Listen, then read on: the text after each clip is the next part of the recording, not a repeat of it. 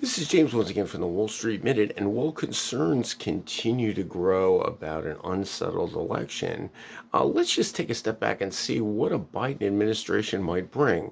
While many supporters viewed this big socialist revolution, we're not so sure. There's nothing about Joe Biden's history in 47 years in politics to make you think he's a revolutionary by any stretch of the imagination. My bet is the Fed is going to pump like crazy. The U.S. is going to go deeper in debt, bailing out states. We may see some tax increases, but probably more a wheeler-dealer nature of a new administration, kind of harken back to the Warren Harding administration, who came in with big fanfare and ended up being accused of being sort of very corrupt.